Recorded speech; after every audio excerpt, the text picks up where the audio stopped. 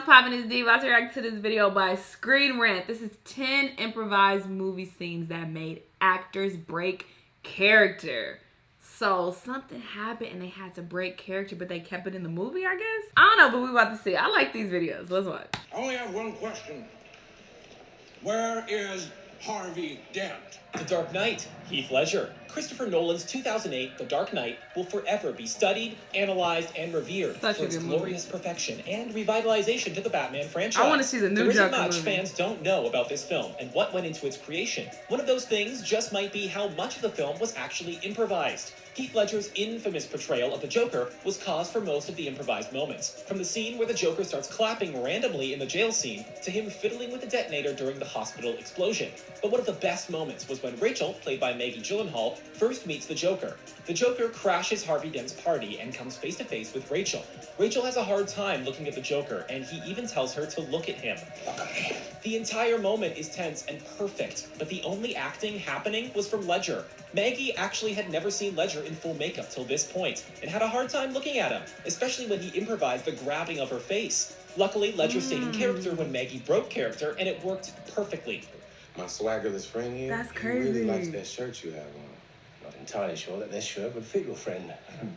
It'll fit. Fast and Furious 6, Dwayne Johnson. I As love with that. every release in the Fast and Furious franchise, the 6th installment is filled with bullet-flying showdowns, criminal masterminds bent on destruction, insane, out-of-this-world car chase scenes and wrecks, and so much more. So much action, death, and high-impact adrenaline camera work, there's definitely a need for some comedic relief. That could have been my forehead, man. Nah, that's not as big as your forehead. Facts, you got Tyrese big Gibson, ass. Ludacris, and Dwayne got an Johnson egghead. come to play. The reprisal of these hysterical characters brings the perfect amount of laughter with their stellar improv skills. In this moment, Hobbs, played by Dwayne, charges in the backyard to talk with Roman, played by Tyrese. Roman sees Hobbs and yells out to Mia, You better hide your baby, or I'm just playing. You better hide that big ass forehead. I was just joking. Whatever.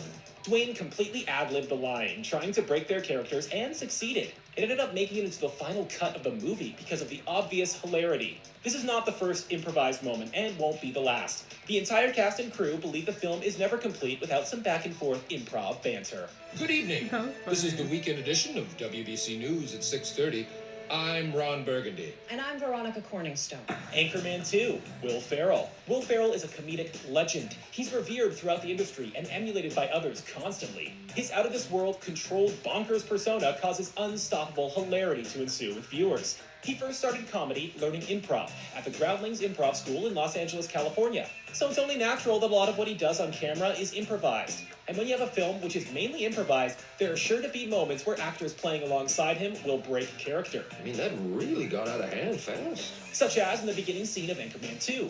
Will begins to warm up his voice in preparation for giving the news on live TV. His co-anchor, played by Christina Applegate, sits next to him and does her own preparations. But Ferrell's absurd warming up practices becomes too much for Christina to handle, and her character would break out in laughter every time. Grab the children! Save the children! Her character is not supposed to smile at this, as it's a regular routine, and she should be used to it, but she just can't help herself. They tried several takes, and the one which ended up being in the film was the best one. Grab the children! Save the children! Even then, you can see her face holding back a smile and smirks the whole way through. Saving Private Ryan. Saving Private Ryan was one heck of a serious film, full of sadness, despair, and yes, hope. The opening beach scene is considered by many to be the most accurate depiction of war on film, and we're inclined to believe that scene was I think intense. I saw a clip. But where in Yeah, I this think I saw powerful it. World War II epic is there room for improvised scenes that got a reaction out of the cast? The answer to that comes toward the end of the film, before the final battle plays out. The team, led by Tom Hanks' Captain Miller, has finally found the missing Private Ryan, and are held up in a small French village. With the Germans hot on their tails, the team prepares, and then takes a moment to just relax, something they seriously needed.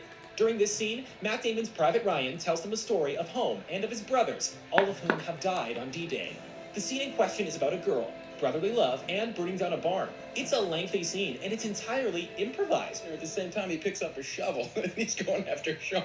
And Sean said, "What are you trying to hit me for? I just did you a favor." But his and Tom Hanks' laughter over Damon's deceptions of the girl in question were also completely genuine, and gave the film a much-needed moment of levity before things got serious again. People say I talk too much. Yeah, I was just gonna tell you to shut up. The Usual Suspects. That's a Whether really you've good seen movie. The Usual Suspects or not, you're more than likely familiar with the famous lineup scene. It's on all the covers and posters for the film, and it's also the image for director Bryan Singer's production company. So many of his X-Men films open up with that image. So what makes this scene so memorable in a film full of twists and turns? Well, for one, the scene was supposed to be entirely serious. After 5 criminals when get they were arrested on laughing? suspicion of a truck hijacking I just job, saw this in they find the themselves in the lineup compilation. waiting to be identified by someone behind the glass. And they're, like, the actors laughing. kept delivering the lines in a serious manner.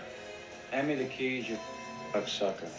Until Bryan Singer said, forget it, and unleashed the actors. Screenwriter Christopher McQuarrie of Mission Impossible fame is actually the cop reading out the lines, and the bizarre actions and ensuing laughter is all off book. Gabrielle Byrne, who played Keaton, actually ended up, how should we say it, releasing gas during the scene, which caused further laughter on camera, while Benicio del Toro ended up showing signs of frustration, and Stephen Baldwin's unhinged line delivery made this scene instantly iconic. Knock it off, get back. The little idiosyncrasies that only I knew about. That's what made her my wife. Good Will Hunting. Good Will Hunting was a huge success, both financially and critically. It garnered over $225 This was million in that against a compilation budget of too. $10 million, and won 2 of its 9 Oscar nominations. One for Robin Williams for Best Actor, and another for Best Screenplay, which Ben Affleck and Matt Damon picked up. Not a bad list of achievements, but despite how well the film did, everyone seems to remember one thing when it comes to the film. The late, great Robin Williams was considered to be a master of improvisation. In almost every film he worked on, he was able to let loose and create memorable moments on screen. Everything from Aladdin to Good Morning Vietnam were full of iconic moments that weren't in the script. Really? Haven't seen you in a few millennia. Give me some cash out. Yeah, yo.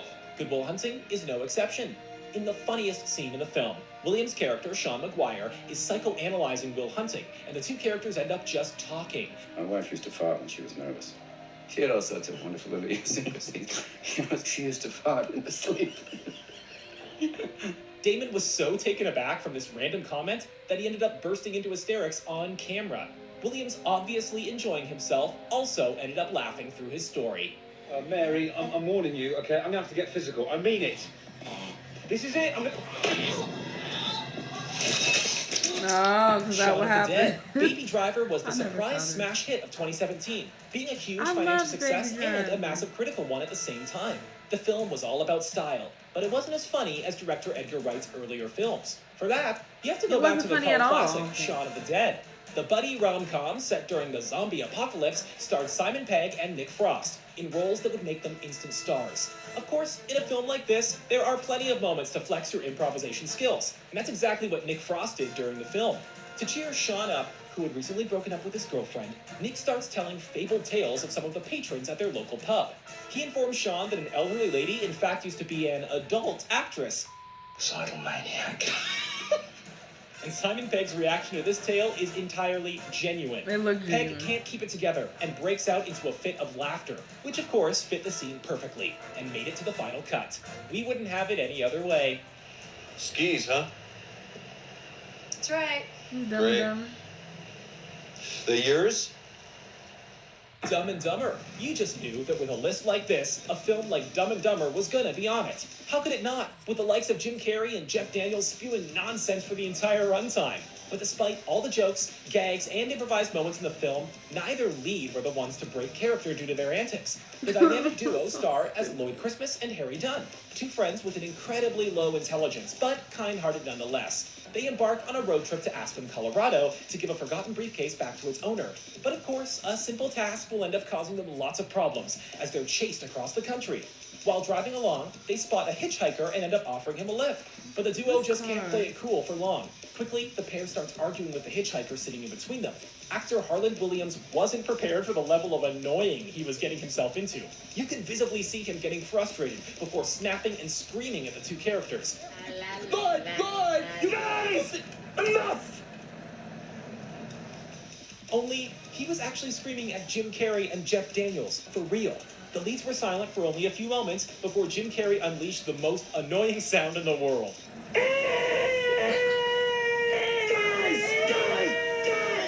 Poor guy. Lord of the Rings, The Two Towers. That seemed like it When it was comes to scripted. fantasy epics, The Lord of the Rings will no doubt go down as one of the best ever made, offering plenty of Oh, action, this was on that adventure, other list drama, too. and huge battles. Lord of the Rings had something for everyone, which is probably why it did so well at the box office and at the Oscars. Everyone wins. Well, except Viggo Mortensen, that is. In the second entry of the series, Aragorn, Legolas, and Gimli are chasing down a pack of Uruks that have taken their hobbit friends captive. Hot on their trail, He, like, they broke run his toe or non-stop, something. only to learn that the Uruks in question were killed in the night by the riders of Rohan, led by none other than Carl Urban. Believing their friends to be dead, the trio investigate the carnage. Furious and distraught when Gimli discovers a hobbit never saw belt, Aragorn kicks one of the armored helmets. Not a good idea. That scream, that was not scripted. As it turns out, Viggo kicked it so hard that he actually broke his toe, causing him to react in a manner that's both bone-chilling and appropriate for the scene. Thankfully, his reaction was deemed perfect for the scene, and Viggo's reaction to his injury actually made the final cut of the film. That's it for today, everyone. Great. How you break your toe kicking something? That's wild. He must have kicked it with all his might. But yeah, this was interesting. A few of these were on the other list, but for the most part, you know, this was new content on here. So I really enjoyed this video. I really like these. They're really interesting. Because I've seen most of these movies, so just knowing the backstory and shit is pretty dope. Let me know what y'all thought, though. Let me know what other videos you want me to react to, and I'll see y'all on the next one. Bye!